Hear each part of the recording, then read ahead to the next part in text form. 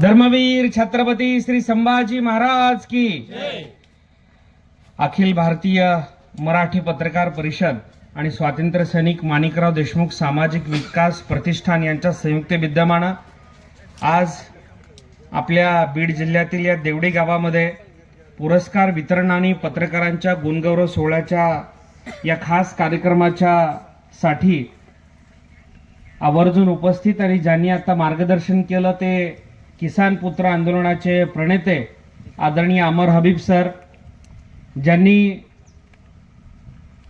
ग्राम सुधारमध्ये अतिशय मोलाचं महाराष्ट्राच्यासाठी किंवा भारत वर्षाच्यासाठी दिशादर्शक पथदर्शी काम केलेलं आहे असे अण्णा हजारे साहेबांचे शिष्य आदरणीय पद्मश्री पोपटराव पवार साहेब, म्हणजे हे जे रोपटं होतं त्याचा वटवृक्ष ज्यांच्या कार्यकाळात झाल्या असे आदरणीय एस.एम. देशमुख सर, आणि पूर्ण वेळ एकनाथ शिंदे साहेबांच्या माध्यमातून आरोग्य सेवेचं काम करायला लागल्यानंतर आदरणीय दीपक केतकेजी तेव्हापासून आजतागायत ह्या मराठी पत्रकार परिषदेच्या आरोग्य कक्षाची जबाबदारी सांभाळत आहेत. मला या ठिकाणी अभिमानानं सांगायचे उपस्थित सगळ्या पत्रकार बंधू भगिनींना, एस.एम. देशमुख सर असतील, दीपक सर असतील, आमचे दिलीपराव सपाटे असतील, पोपटराव पवार साहेब, ही सगळी मंडळी स्वतःच्या घरी, म्हणजे आम्ही तर ठीक आहे, आम्हाला काही ना काही पुढे भविष्यामध्ये आता पॉलिटिकल महत्वाकांक्षा आहेत, मात्र ही सगळी मंडळी खऱ्या अर्थानं निस्वार्थीपणे मित्रांनो तुमच्यासाठी, तुमच्या सगळ्या पत्रकारांच्या कुटुंबियांच्यासाठी झडताना या ठिकाणी मी पाहायला मी बघतो. कारण अनेक वेळेला परवाची गोष्ट आहे, मला वाटतं पुण्यातल्या एका हॉस्पिटलमध्ये एक पेशंट ऍडमिट होता, एक लहान बच्चू होतं. एस.एम. सरांनी रात्री 1:30 वाजता मला कॉल केला. 1:30 वाजता आपण संबंधित हॉस्पिटलमध्ये बोललो, यंत्रणा हलवली, आमच्या सहकारी वैद्यकीय मत कक्षाचे तिथे पाठवून त्या संबंधित रुग्णाला न्याय मिळवून दिला. दीपकराव असतील, दिलीपराव असतील, सातत्यानं महाराष्ट्रातील कुठलाही पत्रकार, आता पत्रकारांच्या संघटनांच्या विषयी मी हे योग्य व्यासपीठ नाही आहे, दिलीपराव सपाटेंनी थोडक्यामध्ये बोलता त्या अनुषंगानं सांगितले देखील की सगळे विचारवंत एकत्र येणं किती अवघड आहे, आणि त्यामुळे सगळ्या पत्रकारितेमध्ये देखील वेगवेगळ्या संघटना आहेत. पण असं असताना देखील हा त्या संघटनेला मानणार आहे, तो त्या संघटनेचा सदस्य आहे, असं डोळ्यासमोर ठेवून या लोकांनी कधी विरोधी संघटनेतल्या पत्रकार बांधवाला मदत केली नाही, असं कधी झालं नाही. अनेक वेळेला मी बघितलं एस.एम. सरांनी दुसऱ्या पत्रकार संघटनेचा एखादा सदस्य असेल किंवा त्यांना मानणारा जरी एखादा पत्रकार बांधव असेल तर त्याच्या कुटुंबियाला देखील मदत मिळावी, त्याच्या आरोग्य संकटामध्ये देखील जाऊन जाणारी ही मराठी पत्रकार परिषद आहे, आणि म्हणून याचा मला सार्थ अभिमान आहे. आणि इथं बसलेले सगळेच त्या पद्धतीने आहे, आणि म्हणून खऱ्या अर्थानं आदरणीय एकनाथजी शिंदे साहेबांनी आम्हाला जो एक संदेश दिला आरोग्य सेवेमध्ये काम करताना की रुग्णसेवेमध्ये जात धर्म पंथ पक्ष न बघता काम करा, मला असं वाटतं त्याच पद्धतीनं इतर कुठलाही पत्रकार संघटनेचा सदस्य असला किंवा कुठलाही त्या ठिकाणी विचारधारेचा व्यक्ती असला तरी त्याला मदत करण्याची भावना ही या मराठी पत्रकार परिषदेच्या सगळ्या सदस्यांमध्ये आहे. मला वाटतं हे या मराठी पत्रकार परिषदेचं या एस.एम. देशमुख सरांचं वेगळेपण आहे. आणि त्या अधिवेशनामध्ये राज्याचे तत्कालीन मुख्यमंत्री एकनाथजी शिंदे साहेब आले होते. त्यावेळी एस.एम. देशमुख सर असतील, किरण नाईक सर असतील, सगळ्यांनी मागणी केली होती की बाबा पत्रकार संघाचं जे मराठी पत्रकार परिषदेचं जे वार्षिक अधिवेशन होत आहे त्याला एक विशिष्ट निधी शासनाच्या माध्यमातून ज्या पद्धतीनं अखिल भारतीय मराठी संमेलनाला, साहित्य संमेलनाला मिळतो त्या पद्धतीनं जर दिला गेला तर ही सातत्यानं मराठी पत्रकार परिषद ही मातृसंस्था पत्रकारांची शतकोत्तर वाटचाल या संस्थेची सुरू आहे, आणि म्हणून या संस्थेला जर वार्षिक त्या ठिकाणी अर्थसहाय्य मिळालं तर एक वार्षिक अधिवेशन होऊ शकतील, पत्रकारांचं देखील त्या निमित्तानं प्रशिक्षण शिबिरं होतील.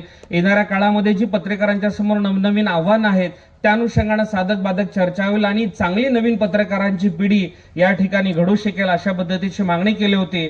त्यावेळी मुख्यमंत्री एकनाथजी शिंदे साहेबांनी तात्काळ घोषणा देखील केली होती. मला वाटतं वार्षिक 10 लाख की 25 लाख रुपये एकनाथजी शिंदे साहेबांनी त्यावेळी जाहीर केले होते. मात्र आपल्याला सगळं कल्पना की कशा पद्धतीनं नंतर त्याला फाटे फुटत गेले आणि त्या सगळ्या गोष्टी थांबल्या. पण या कार्यक्रमाच्या निमित्ताने सर मी एवढी ग्वाही या निमित्तानं देतो की आता त्याची नेमकी नस्ती तयार झालेली आहे का, झाली असेल तर ती कुठे आहे, कुठल्या टेबलवर आहे, याचा सगळा पाठपुरावा दिलीपराव आपण सोबत आहात, आपण पाठपुरावा करू. आणि दरवर्षी ही जी अधिवेशनं होतात या अधिवेशनाच्या निमित्तानं एकत्रितपणानं पत्रकार जमतात आणि एक नवीन त्या ठिकाणी संकल्प घेऊन पुढे जातात. मला असं वाटतं ही वार्षिक अधिवेशनं होणं महत्वाची आहेत आणि म्हणून त्याच्यासाठी देखील आपण येणाऱ्या काळामध्ये दिलीपराव आपण पाठपुरावा करू. कारण एस एम सरांना जास्त त्रास देणं योग्य नाही. त्यांनी अशीच माणिक बाग फुलवावी आणि अनेक माणिक बागा येणाऱ्या काळात फुलवायचं काम करावं. मुंबईत पाठपुरावा करायला आम्ही समर्थ आहोत. दीपक राव या ठिकाणी आहेत, राजाभाऊ आहेत. त्यानंतर आरोग्यविषयक या ठिकाणी आपण प्रश्न उपस्थित केला. मला कल्पना आहे, मी देखील पूर्वाश्रमीचा पत्रकार आहे. एस एम सर, दिलीप सपाटे सर असतील, तुमच्या सगळ्यांच्या माध्यमातून पत्रकारितेचे धडे मी गिरवले आहेत, पत्रकारिता केलेली आहे. आणि नंतरच्या काळामध्ये मला देखील म्हणजे त्यावेळी देखील पत्रकारितेमध्ये असताना पत्रकार बांधवांच्यासाठी सातत्यानं एस एम सर आपण त्या काळी काम केलं आणि आज देखील काम करत आहे. मला या ठिकाणी प्रामुख्यानं आता शंकरराव चव्हाण पत्रकार कल्याण निधी असेल किंबहुना पत्रकारांच्या आरोग्यविषयक योजनांच्या अनुषंगाने एक बैठक मध्यंतरी आरोग्यमंत्री प्रकाश आंबेडकर साहेबांच्या दालनामध्ये दिलीपराव आपल्या नेतृत्वाखाली झाली. त्यावेळी देखील प्रकाश आंबेडकर साहेबांनी संबंधित अधिकाऱ्यांना विचारणा केली आहे, आरोग्य संचालकांना, की जेवढे नोंदणीकृत पत्रकार आहेत, मग त्याच्यामध्ये अधिस्वीकृती पत्रकारक असतील किंवा अगदी आपल्या डिजिटल मीडियावरचे पत्रकार असतील, जे नोंदणीकृत पत्रकार आहेत त्या सगळ्या पत्रकारांना एक विशिष्ट हेल्थ कार्ड कशा पद्धतीने देता येईल आणि त्या हेल्थ कार्डच्या माध्यमातून या पत्रकारांवर संपूर्णपणे मोफत उपचार कसे देता येतील या अनुषंगानं आरोग्यमंत्री प्रकाश आंबेडकर साहेबांनी आश्वस्त आपल्याला केलेले. कारण मी ज्यावेळी येत होतो या कार्यक्रमाला त्यावेळी आरोग्यमंत्री महोदयांचे जे खाजगी सचिव आहेत मंगेश शिंदे सर, त्यांच्याशी व्हॉट्सअपच्या द्वारे काही माहिती घेऊनच मी या ठिकाणी आलेलो आहे. तर त्यांनी या संदर्भामध्ये सांगितलेलं आहे की पहिली बैठक झालेली आहे, एका बैठकीमध्ये लगेच तो विषय मार्गी लागणार नाही. आपण सातत्यानं दिलीपराव त्यासाठी देखील पाठपुरावा करावा लागेल. शासनाच्या माध्यमातून ही योजना जर पत्रकारांच्यासाठी जर मंजूर झाली तर मला असं वाटतं खूप मोठा दिलासा आपल्या या सगळ्या पत्रकार बांधवांना या योजनेच्या माध्यमातून मिळू शकतो. प्रामुख्यानं राज्य आणि केंद्र शासनाच्या ज्या काही योजना आहेत, मला असं वाटतं मी अधिकचा वेळ न घेता 5 मिनिटांमध्ये एस एम सर मला असं वाटतं हे सांगणं अतिशय आवश्यक आहे. कारण हेल्थ कार्ड योजना असेल किंवा आपण जे काही करत आहोत शंकरराव चव्हाण कल्याण निधीच्या माध्यमातून ते तर होतच राहील. ती थोडीशी किचकट प्रक्रिया आपण म्हणू शकतो, कारण अधिस्वीकृतीसाठीच कशा पद्धतीचे जाचक अटी नियम आहेत. एस एम सर मला असं वाटतं आपण तर त्या सगळ्यांच्या संबंधित आता अधिक बोलणं योग्य नाही, कारण मी शासनात आहे सध्या. एकनाथ शिंदे साहेबांचा OSD म्हणून काम करत आहे. त्याच्यामुळे त्या संबंधित प्रशासकीय DGPR मधल्या अधिकाऱ्यांकडे पोपटराव पवार साहेब, एस एम सर असतील, दिलीप सपाटे साहेब असतील, या सगळ्यांना अक्षरशः म्हणजे हात टेकवले असतील की बाबा ह्या जाचकटी कमी करा. पत्रकारांचं आरोग्य संकट एकीकडे असताना तो नातेवाईक मानसिक स्थिती वेगळी असते त्या सगळ्या प्रकरणामध्ये. आरोग्य संकट काळामध्ये एकाच्या घरी ऍक्सिडेंट झाला, कुणाच्या घरी कॅन्सरचा पेशंट आहे, कुणाच्या घरी किडनी ट्रान्सप्लांटचं ऑपरेशन आहे, मग त्याने त्या पेशंटकडे लक्ष द्यायचं की कागदपत्रांची जुळवाजुळव करत सगळं हे करायचं. आणि म्हणून मला असं वाटतं या किचकट ज्या जाचक अटी आहेत त्या देखील शिथिल करण्याच्या अनुषंगाने देखील आपल्याला येणाऱ्या काळामध्ये प्रयत्न करायचे आहेत. पण प्रामुख्याने या निमित्तानं मला तुम्हाला सांगायचं आहे की राज्य शासनाच्या माध्यमातून जी महत्वाकांक्षी योजना आहे महात्मा फुले जनआरोग्य योजना, त्या योजनेची व्याप्ती आदरणीय एस एम सर खूप मोठी वाढवलेली आहे. मला या निमित्तानं आवर्जून सांगायचं की ज्यावेळी एकनाथराव शिंदे साहेब गेल्या वर्षी मुख्यमंत्री होते त्यावेळी आपण या महात्मा फुलेची मर्यादा आता 5 लाख रुपयांपर्यंत केलेली आहे. आणि सर्वात महत्वाचं या योजनेच्यासाठी जी अट होती केशरी रेशन कार्ड आणि पिवळं रेशन कार्ड, ती अट आता काढून टाकण्यात आलेली आहे. पांढरा रेशन कार्ड धारक देखील सर्व पत्रकार म्हणजे ज्याच्यामध्ये सर्व पत्रकार बांधव येतात त्यांच्यासाठी देखील ही योजना लागू केलेली आहे. थोडक्यात त्या ठिकाणी मला सांगायचं अमर अभिब साहेब, राज्यातले 3 कोटी 37 लक्ष कुटुंब म्हणजे जवळपास 13 ते 13.5 कोटी राज्यातल्या जनतेचा विमा प्रीमियम हा राज्य शासनाने काढलेला आहे. इथं बसलेले तुम्ही आम्ही सगळे, स्टेजवरील सगळे, समोर बसलेले सगळे, आपले ड्रायव्हर चालक सगळे असतील, ह्या सगळ्या आणि इव्हन अंबानी देखील असतील, अडाणी असतील, त्यांचा देखील विमा हा राज्य सरकारनं आरोग्य विमा काढलेला आहे. आणि या योजनेमध्ये आता 2399 म्हणजे जवळपास 2400 हजारांचा समावेश केलेला आहे. आणि या योजनेच्या माध्यमातूनच अनुषंगाने ठाण्यामध्ये आम्ही एकनाथजी शिंदे साहेबांच्या माध्यमातून प्रामुख्यानं खूप मोठे प्रयोग केले अमर हबीब साहेब. कारण आपल्याला सगळ्यांना माहिती आहे, आरोग्यविषयक एखादं मोठं संकट आलं की अगदी सोनं नाणं गहाण ठेवावं लागतं, प्रसंगी शेतजमीन विकावं लागते. आणि म्हणून ही अडचण डोळ्यासमोर ठेवून पोपटराव पवार साहेब आपण ठाण्यामध्ये 5 नो कॅश काउंटर हॉस्पिटल सुरू केलेले आहेत. मला अभिमानाने या ठिकाणी सांगायचं की आपल्या अनेक वेळेला आपण बघतो की एखादा राजकीय नेता असेल, सामाजिक जीवनातील नेता असेल, त्यांचं निधन झाल्यानंतर त्यांचे जे मुलं असतात, त्यांचे जे शिष्य असतात, ते त्यांच्या मोठे मोठे पुतळे किंवा स्मारक उभी करतात. पण राज्याच्या राजकारणात एकमेव एकनाथ शिंदे साहेब असा नेता आहे, त्यांचे गुरु धर्मवीर आनंद दिघे साहेबांच्या नावाने त्यांनी पुतळे उभे केले नाहीत अमर हबीब साहेब, तर हॉस्पिटल्स उभे केले आणि हॉस्पिटलच्या माध्यमातून जिवंत स्मारक उभे केले. आज आमच्या धर्मवीर आनंद दिघे साहेब नो कॅश काउंटर हॉस्पिटलमध्ये कळव्यामध्ये दिल्लीपूर आपल्याला माहिती आहे 2D को तपासणी फ्री आहे, ट्रेस टेस्ट फ्री आहे, ECG फ्री आहे, एंजियोग्राफी फ्री है, एंजियोप्लास्टी फ्री है, बायपास सर्जरी फ्री है, वॉल रिप्लेसमेंट फ्री है, पेसमेकर सर्जरी फ्री है. आणि हॉस्पिटलची अरेंजमेंट, हॉस्पिटलचे वॉर्ड हे अगदी लीलावती जसलोक सारख्या हॉस्पिटल सारखे आहेत, पंचतारांकित रुग्णालय सारखे आहेत. आणि सगळ्यात महत्वाचं म्हणजे हॉस्पिटलमध्ये कुठेही कॅश काउंटर नाही, पैसे घ्यायचं काउंटरच नाही. आणि फक्त धर्मवीर आनंद दिघे साहेबांच्या नावे हॉस्पिटल काढून एकनाथजी शिंदे साहेब थांबले नाहीत, त्यापुढे त्यांच्या मातोश्री गंगूबाई संभाजी शिंदे यांच्या नावे देखील 200 बेडचं आता सुपर स्पेशालिटी हॉस्पिटल आपण सुरू केलेलं आहे. या हॉस्पिटलमध्ये नी रिप्लेसमेंटची सर्जरी मोफत आहे, हिप रिप्लेसमेंट मोफत आहे, केमोथेरपी मोफत आहे, कॅन्सरवरच्या सर्जरी मोफत आहे. फक्त अवयव प्रत्यारोपण शस्त्रक्रिया वगळता म्हणजे ऑर्गन ट्रान्सप्लांट शस्त्रक्रिया वगळता अमर हबीब साहेब सर्व प्रकारच्या 2400 प्रकारच्या शस्त्रक्रिया आता या मातोश्री गंगूबाई संभाजी शिंदे रुग्णालयामध्ये मोफत आहे. त्यानंतर मातोश्री इंदिराबाई सरनाईक रुग्णालय आहे, त्यांच्या नावाने 2 रुग्णालय आहेत आणि आणखी एक रुग्णालय आता नुकतंच सुरू करण्यात आलेलं आहे. आणि यापुढील काळामध्ये धर्मवीर आनंद दिघे साहेबांच्या नावाने महाराष्ट्रातलं 3रं टाटा कॅन्सर हॉस्पिटल सगळ्यात मोठं आहे, 3500 बेडचं कॅन्सर हॉस्पिटल.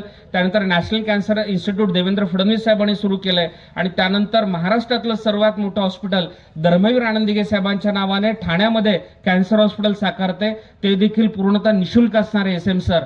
म्हणजे पैसे घ्यायचं काउंटरच कुठल्या हॉस्पिटलला नाहीये. आणि हीच संकल्पना पूर्णतः आरोग्यविषयक कुठलंही संकट आलं तर त्याला मोफत उपचार मिळाले पाहिजेत, हाच एक विचार डोळ्याच्या समोर ठेवून आम्ही त्या ठिकाणी काम करत आहोत. या निमित्तानं मला आवर्जून तुम्हाला सांगायचं आहे, आई जगदंबेकडे तर प्रार्थना करेल की इथं उपस्थित सर्वांना, जेवढे मराठी पत्रकार परिषदेचे सदस्य आहेत सर्वांना कधीच कोणाला आरोग्यविषयक संकट येऊ नये. परंतु जर आरोग्यविषयक संकट आलं SM सर तर ठाण्यामधल्या या 5ही नो कॅश काउंटर रुग्णालयांमध्ये आपण या सगळ्या पत्रकार बांधवांवर मोफत उपचार करू, ही ग्वाही हा शब्द आज या कार्यक्रमाच्या निमित्तानं मी देतो. त्यासोबतच मुख्यमंत्री वैद्यकीय सहायता निधीमध्ये अनेक सकारात्मक बदल एकनाथ शिंदे साहेबांच्या माझ्या कार्यकाळामध्ये आम्ही त्यावेळी केलेले आहेत. पूर्वी 6000 हा मुख्यमंत्री सहायता निधी मर्यादित होता. मला अजून आठवत आहे, एक 7-8 जुलैला माझी नियुक्ती त्यावेळी एकनाथ शिंदे साहेबांनी केली आणि नियुक्ती केल्या नंदनवन मगल्याला मला बोलून घेतलं आणि सांगितलं की आता तुझ्या खांद्यावर जबाबदारी दिली आहे, मंत्रालय असो, वर्षा असो, नंदनवन असो किंवा कुठेही मला जर एखादा रुग्ण किंवा त्याचा नातेवाईक भेटला आणि त्याला मी तुझ्याकडे पाठवलं तर आपल्याकडे आलेला हा गरजू रुग्ण खाली हात परत गेला नाही पाहिजे, त्याला कुठल्या ना कुठल्या पद्धतीची मदत केली पाहिजे. मग ती कशा पद्धतीने करायची, योजनेत करायची, हात जोडून करायची, हात सोडून करायची, शिवसेना स्टाईल, ते तुझं तू बघ, पण त्या पेशंटला, नातेवाईकाला मदत मिळाली पाहिजे. आणि त्यानंतर त्या 6000वरची मदत SM सर आपण 20,000पर्यंत नेले. आणि म्हणून ग्रामीण भागामध्ये हा कार्यक्रम होता. थोडक्यामध्ये मी या 20,000ची नावं तुम्हाला सांगेल, जेवढे आजार लक्षात राहतील तेवढे लक्षात ठेवा, नसेल तर माझा नंबर देखील जाहीर मी या कार्यक्रमाच्या या पुढच्या 2 मिनिटात हे मनोगत संपल्यानंतर देणार आहे. या ठिकाणी प्रामुख्यानं गावखेड्यामध्ये काम करणारी माता माऊली असेल, आपल्या अनेक वेळेला बघतो की स्टोव्हचा भडका उडतो किंवा आग लागते, अशा वेळी अमर हबीब साहेब बर्न पेशंटला यापूर्वी कधी मदत नव्हती, बर्न पेशंटला आता CM रिलीफ फंडमधून मिळते. 2 व्हीलरवर जाताना येताना जर काय ऍक्सिडेंट झाला, या अपघातग्रस्तांना आपण मदत करत आहोत. कॅन्सरचं खूप मोठं संकट वाढलेलं आहे, कॅन्सरचा कुठलाही प्रकार आहे, मग माउथ कॅन्सर असेल साहेब, या निमित्ताने ही देखील एक मला 10 वास्तव सांगायचं आहे की आमच्या कार्यकाळामध्ये ज्या आजारांना मदत झाली त्यामध्ये सर्वाधिक मदत ही कॅन्सरग्रस्त रुग्णांना केली गेली. आणि कॅन्सरग्रस्त रुग्ण हे बहुतांशी मराठवाड्यातले होते, बीड जिल्ह्यातले जास्त होते. हे देखील मला गंभीर बाब या कार्यक्रमाच्या निमित्तानं मला सांगायची आहे. तर कुठल्याही प्रकारचा पुरुषांमधला माउथ कॅन्सर असेल, ब्लड कॅन्सर असेल, कुठलाही कॅन्सर असेल, महिलांमधला ब्रेस्ट कॅन्सर असेल, सर्वायकल कॅन्सर असेल, या कुठल्याही प्रकारच्या कॅन्सरच्या साठी देखील आता या मुख्यमंत्री सहायता निधीमधून मदत होते. महिलांमध्ये SM सर आपल्या महिला भगिनी आहेत, आपल्या या महिला भगिनींमध्ये साधारणतः 25-30 नंतर लग्नाच्या नंतर त्या ठिकाणी सर्व्हायकल कॅन्सर म्हणजे गर्भाशयाच्या मुखाच्या कॅन्सरचं प्रमाण खूप वाढलेलं आहे. आणि म्हणून 9 ते 14 वया गटातील आपल्या ज्या काही मुली असतील, आपल्या नाते असतील, त्यांना HPV वॅक्सिन नावाची एक लस आता बाजारामध्ये आलेली आहे. ती लस देखील आपण देऊ शकतो. साधारणतः 3,900 रुपयांची लस आहे SM सर. ही आपण पत्रकार बांधवांच्यासाठी किंवा त्यांच्या मुलींच्यासाठी म्हणजे आता तर आपण सगळे मोठे झालेलो आहोत, विशेषतः महिला भगिनी असतील किंवा म्हणजे आपल्या मुली असतील 9 ते 14 वयोगटातील, जर आपण एखादं शिबिर घेतलं तर ही 3,900 रुपयांची लस अगदी मोफत, पण निवडक आपले जी काही शिबिर असतील त्याच्यामध्ये तुम्ही सांगा ही लस मोफत उपलब्ध करून द्यायची ग्वाही देखील आज या कार्यक्रमाच्या निमित्तानं देतो. कारण या सर्व्हायकल कॅन्सरचं प्रमाण खूप मोठं वाढलेलं आहे. यासोबतच मित्रांनो, प्रामुख्यानं मला तुम्हाला सांगायचं, या तणतणावाच्या सगळ्या जीवनामध्ये मी जे सांगितलं, हार्ट अटॅकचं प्रमाण वाढलेलं आहे. म्हणून हृदयाच्या संबंधित कुठलीही सर्जरी असेल, ब्रेनच्या संबंधित कुठलीही सर्जरी असेल, पॅरालिसिसचा अटॅक असेल, ब्रेन हॅमरेज झालं, मेंदूमध्ये रक्तस्राव झाला, अशा शस्त्रक्रियांना आता सीएम रिलीफ फंडच्या माध्यमातून मदत मिळते. त्यासोबतच नी रिप्लेसमेंट असेल, हिप रिप्लेसमेंट असेल, ज्याला गावाकडे आपण बोली भाषेमध्ये वाटी बदलणे म्हणजे गुडघ्याची वाटी बदलणं किंवा कमरेचा बॉल बदलण्याची सर्जरी म्हणतो, ती सर्जरी असेल. त्याच्यासोबतच सर्वात महत्वाचं म्हणजे नवजात जे अभ्रक असतं, अनेक वेळेला आपण बघतो त्याचं वजन लहान असतं, 500, 550, 700 ग्रॅम, अशांना काचेच्या पेटीमध्ये ठेवावं लागतं, ज्याला आपण NICU म्हणतो. अशा नवजात अभ्रकांना, नवजात बालकांच्या साठी देखील आता या कक्षातून मदत केली जाते. त्यासोबतच जी जन्मता मुलं आहेत ज्यांना हृदयाला छिद्र आहे अशांच्यासाठी 1 लाख रुपये दिले जातात. त्यासोबतच सर्वात महत्वाचं म्हणजे थॅलेसेमिया मेजर पेशंट, ज्या लहान बच्चूंना रक्त चढावं लागतं महिन्यातून 1-2दा, अशांच्यासाठी बोन मॅरो ट्रान्सप्लांट नावाची शस्त्रक्रिया करावायची असते, त्याला देखील तब्बल 3 लाख रुपये या योजनेच्या माध्यमातून दिले जातात. त्यासोबतच जी समाजातील मुलं जन्मतः कर्णबधिर आणि मुखबधिर आहे, ज्यांना कॉक्लर इम्प्लांट सर्जरी केली, तर ही मुलं देखील बोलू शकतात, ऐकू शकतात, शाळेत जाऊ शकतात, समाजाच्या मुख्य प्रवाहात येऊ शकतात. अशा मुलांच्या कॉक्लर इम्प्लांट शस्त्रक्रियेच्यासाठी देखील आता 3 लाख रुपये दिले जातात. आणि सगळ्यात महत्वाचं आणि सगळ्यात शेवटी म्हणजे कुठल्याही प्रकारच्या अवयव प्रत्यारोपण शस्त्रक्रिया, या सगळ्या अवयव प्रत्यारोपण सर्जरीत म्हणजे kidney transplant, liver transplant, lung transplant, heart transplant, hand transplant, या सगळ्या अवयव ट्रान्सप्लांट सर्जरीज म्हणजे ऑर्गन ट्रान्सप्लांट सर्जरीसाठी देखील तब्बल 2 लाख रुपये आणि वाढी मदत 1 लाख रुपये अशी तब्बल 3 लाख रुपये हे मुख्यमंत्री सहायता निधीच्या माध्यमातून दिले जातात. ही देखील एक महत्वाची माहिती या कार्यक्रमाच्या निमित्तानं आपल्यापर्यंत पोहोचवायची होती. यासोबतच सगळ्यात शेवटी जाता जाता मी एवढंच सांगतो, सर आता एकनाथजी शिंदे साहेबांची 61 सुरू झाली आहे. उद्याला आपण नांदेडमध्ये कार्यक्रम करत आहोत, प्रत्येक जिल्ह्यामध्ये करत आहोत, किंवा महाराष्ट्रभरामध्ये आपण देखील मराठी पत्रकार परिषदेनं पुढाकार घ्यावा. समाजातील पत्रकार बांधव असो किंवा सर्वसामान्य नागरिक असो, कोणाच्याही घरात जर अशा पद्धतीने वयवर्ष 1 ते 6 वयोगटातील जन्मतः कर्णबधिर मुखबधिर मुलगा असेल तर त्याच्या मोफत कॉक्लर इम्प्लांट सर्जरी आपण ज्युपिटर हॉस्पिटल ठाण्यामध्ये करून देत आहोत. ज्युपिटर हॉस्पिटल किती सुंदर आणि मोठं आहे हे दिलीपराव आपल्याला माहिती आहे. आणि त्यासोबतच ज्या मुलांना जन्मतः हृदयाला छिद्र आहे असे 0 ते 18 वयोगटातील सर्व लहान मुलांच्या मोफत हृदय शस्त्रक्रिया आपण ठाण्यातल्या ज्युपिटर हॉस्पिटलमध्ये, किम्स हॉस्पिटलमध्ये, SRCC वाडिया आणि बालाजी हॉस्पिटलमध्ये, सिद्धिविनायक हॉस्पिटल ठाण्यामध्ये करत आहोत. अशा पद्धतीचं संपूर्ण वर्षभर हा उपक्रम सुरू राहणार आहे. त्यासोबतच आपल्यापैकी पत्रकार बांधवांपैकी कोणीही जर कोणाला अपघाती अपंगत्व आलेलं असेल, कोणाला नैसर्गिक अपंगत्व असेल, कोणाचा हात फ्रॅक्चर झाला असेल, हात नसेल, गँग्रीनमुळे पाय कापावा लागला असेल, अशांना मोफत हात आणि पाय आपण ठाण्यातल्या धर्मवीर आनंदीगे साहेबांच्या आनंद आश्रमामध्ये दर महिन्याच्या शेवटच्या शनिवारी मोफत वितरित करत आहोत. अशा पद्धतीचे आपण कार्यक्रम घेत आहोत. त्याशिवाय व्हीलचेअर वाटप देखील पूर्ण वर्षभर करत आहोत. या वर्षात आपण 3,500 व्हीलचेअर दिलेले आहेत. व्हीलचेअरची जरी कोणाला आवश्यकता असली SM सर तर आपण त्यांची नोंदणी करून आमच्याकडे पाठवा, आपण त्यांना व्हीलचेअर देऊ. कोणाच्या घरी जर मस्क्युलर डिस्ट्रॉफी सारखा जर रेअर डिसीज असेल तर रिमोट कंट्रोलवरचे चेअर आहे, तब्बल 1,10,000 रुपये त्याची किंमत आहे. त्या 100 व्हीलचेअर देण्याचा एकनाथजी शिंदे साहेबांनी घोषणा केली आहे. तशा संबंधी जरी कोणी एखादा आपल्यापर्यंत अप्रोच झाला, जरुरी नाही की ते पत्रकार असावेत, कोणी सर्वसामान्य म्हणजे व्यक्ती असेल त्याला 100% आपण हे वैद्यकीय सेवा निशुल्क, मोफत किंवा किंबहुना या चॅरिटी हॉस्पिटलच्या माध्यमातून सवलतीच्या दरात करून देण्यासाठी कटिबद्ध आहोत. ही या कार्यक्रमाच्या निमित्तानं ग्वाही देतो. आपण आवर्जून मला या ठिकाणी कार्यक्रमाच्या निमित्तानं बोलवलं. मला खरं अमर हबीब सरांना खूप ऐकायचं होतं. त्यांच्या जन्मन कॉलमचा मी खूप चाहता आहे. आणि सर मला या निमित्ताने शेवटची आठवण सांगायची आहे की 19 मार्चला मी देखील जवळपास 3-4 वर्ष सहवेदना दिन पाळत आहे आणि उपास करत आहे. आपण आमच्या व्हिडिओ न्यूजला वेळ दिल्याबद्दल धन्यवाद. आमच्या चॅनलला लाईक करा, सबस्क्राईब करा आणि शेअर करा. धन्यवाद.